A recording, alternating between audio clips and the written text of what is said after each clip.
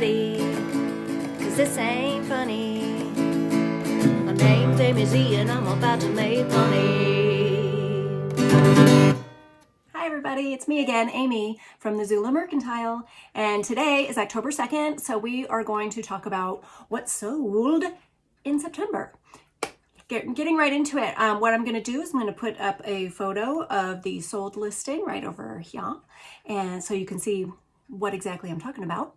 And just kicking it off with a really good one. I had picked up some Wolfman motorcycle luggage that was actually waterproof dry bags. There was a set of saddlebags and then also a duffel as well. I decided to sell them separately because they were kind of heavy, so I didn't really want to ship a giant box full of that. But they ended up actually selling to the same person, so that was fortuitous. They did send me an offer on the duffel bag for $112.50, and the saddlebags, he paid $250 for those, making a grand total of $362.50, and I only spent $20 on these at a yard sale. So I would call that kicking off the month with a great start. That was really fun. And they only took 3 weeks to sell, so not too bad on that at all. And next was one of my favorite finds of all time. This, you might recognize, is a Gunny Sacks dress by Jessica McClintock. This one actually was kind of special because it was a very early one when she first joined the company, Gunny Sacks. Maybe you don't know that she did not start that company. A couple of other ladies did, and Jessica joined the team, and then she eventually bought the business, took it over. I can't say exactly the specifics of what happened business-wise, but as you know, it was all hers after a while there. This dress was gorgeous. I tried it on because I just had to. Here I am. So this dress, I picked it up for just $5 at a yard sale. I purchased it from the original owner. She was the sweetest lady, and she talked about how she loved the dress as well. It was hanging there in a dry cleaning bag, just pristine and white, all the way from 1969, where, I mean, you would expect some kind of stain on there at some point, but there was none.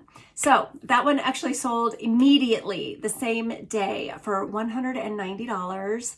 And that was, I guess I wasn't like totally surprised that it sold so fast, but that was great.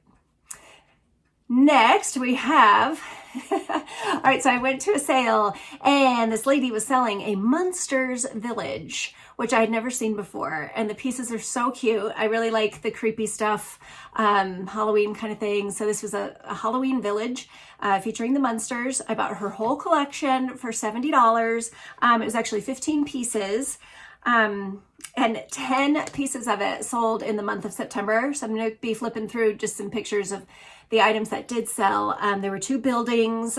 Their house in particular is probably the best item that sells from this collection.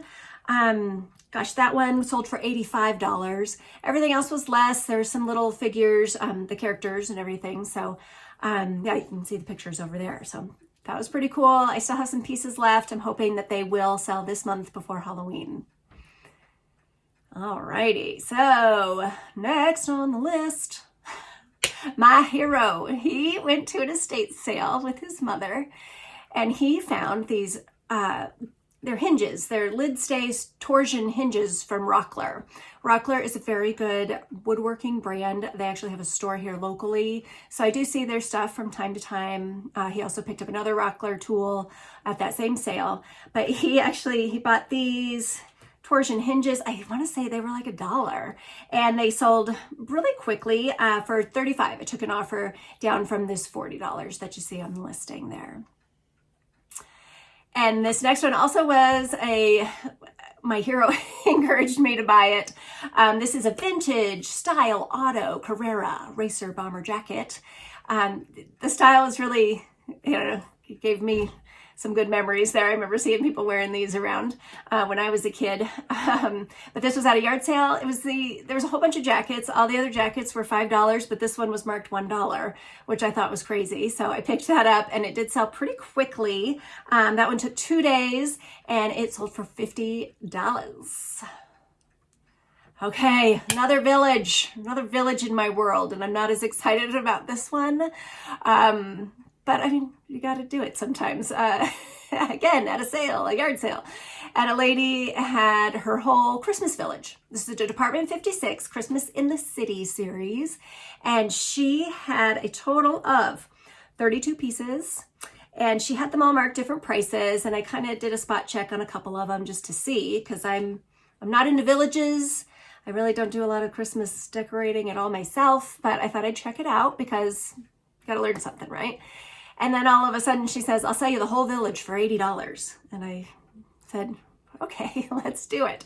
So I paid $80 for 32 pieces, and that made each individual piece $2.43.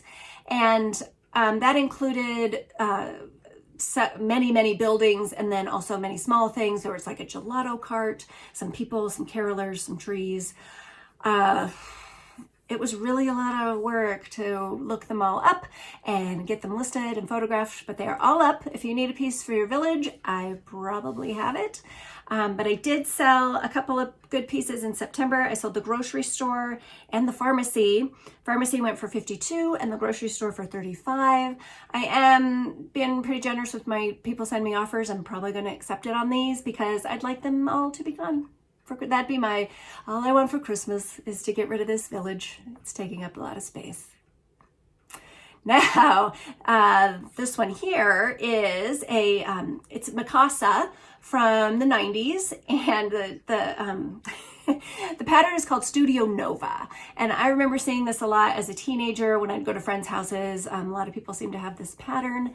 So maybe I just felt nostalgic when I saw it, but I went ahead and picked it up way back, 17 months ago. And I paid $4.19 for this set. It's a salt, pepper, and a gravy boat. And I sat on it for all that time. And finally, I just took an offer for $15 because I wanted it gone. So that one was a big old dud. But it's okay. I mean, you learn something each time. And I did actually, I made, I think, $3 after fees and everything. So it's fine. Now, trying to expand into the world of cameras, which is kind of scary because there's just a million of them out there. And you don't know if it completely works when you see it at a sale. For this one here, I was able to, the lady plugged it in, charged it up for a little bit, and then I played with it a bit. I looked at she had the manual, there was a memory card, 2 batteries and 2 lenses.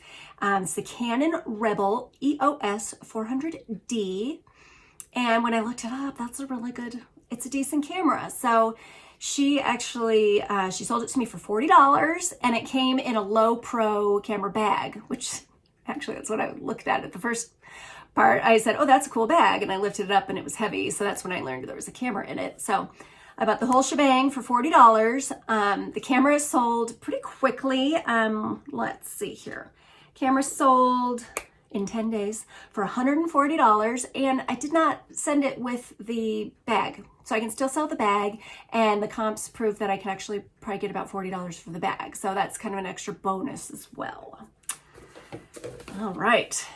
Okay, picture this. I am rolling up to an estate sale. It was a yard sale. And hanging on one of the tents was this silver Coors Silver Bullet bomber satin jacket. So I really made a beeline over to it, and I said to the lady, how much do you want for this jacket? And she said, oh, $1. So I said, okay, I'll take it. And my husband said that I was too excited when I said I'll take it immediately. But I figured, hey, what's wrong with showing excitement about buying something? So I bought it. It sold after 1 month for $105. It was really good turnaround on that one. I did actually have somebody send me a message saying, hey, this is too expensive. Didn't you know you can buy a brand new one on whatever website? And so I went and looked. I'm like, yeah, but that one's made in China. This one was made in the USA. It was the actual vintage real deal jacket. So I stuck to my guns, and I did get over $100 for it. So that really made me happy. Now, again, with expanding into new areas to sell rather than just clothing, I'm trying to really kind of get, not out, I'll never be out of the clothing business because that's always a good bread and butter staple for me. And I mean, we all wear clothes, so that one is a little easier. But trying to broaden my horizons here. I was at another yard sale and I saw this thing, and it was called a capacitance meter. And I opened up the box. It still had the plastic film on it. Everything looked really shiny new. I couldn't turn it on because the battery was dead. The guy wanted $20 for it. He came over and started talking to me, and I said, do you know if it works? And he wasn't sure. So he ended up selling it to me for $10 because we weren't sure if it worked at all. I brought it home, put in a new battery. It did indeed work, which was exciting. That one actually, it took, let's see, that one took 2 months to sell. And it did sell for $160. Yeah, so it never hurts to really check out different things that you're not familiar with. That was a good one, and now I kind of know about it. I did look it up because I don't even know what this thing does. All I could think of was the flux capacitor from Back to the Future, but this is different. A capacitance meter. I'm going to read it to you. Capacitance meters are instruments that measure capacitance, the ability to store an electric charge. They are used to test, inspect, and sort ceramic and other types of capacitors on production lines. So that clears it up a little. But this was a good one. The guy's actually had it for 10 days now, and I've not heard anything, so I do take that as a good sign, because I think if something was wrong with it, he would have let me know right away. So fingers crossed that I don't keep not hearing anything about it, or maybe he'll even leave me positive feedback on that. So now, in a couple videos ago, I bought that mystery box of toys, and in it were these Halloween cutout decorations. They're vintage, they're printed in the USA, they're very cool. And those actually have already sold, so they paid for my mystery box of toys. They sold for $26. I took an offer because we're coming up on Halloween, so I know that people, they're gearing up for that, and of course I wanted to sell them. So took an offer for $26 on those. They're very easy to ship. I just sandwiched them between some cardboard, so it looked like a record album going out the door. But they've already been delivered as well, and hopefully the customer is happy with those. And for my final one that I'm going to talk about, I have a sweet friend that moved, and she was clearing out, and she ended up having her brother's old Tonka trucks, and he gave her permission. He said, give them to Amy, see what she can do with them. So I did have this lot of six pieces, because there's a couple of trailers that hook onto the trucks. They're the pressed steel Tonka trucks, all different varieties, but they're in really great shape. So thank you, Tia and her brother Tad, for letting me sell these. I did get $60 for them, and I still have 2 trucks left that are listed. I believe it's a dump truck and a cement truck. So if you're looking for Tonka for somebody for Christmas or for yourself, they are in my store.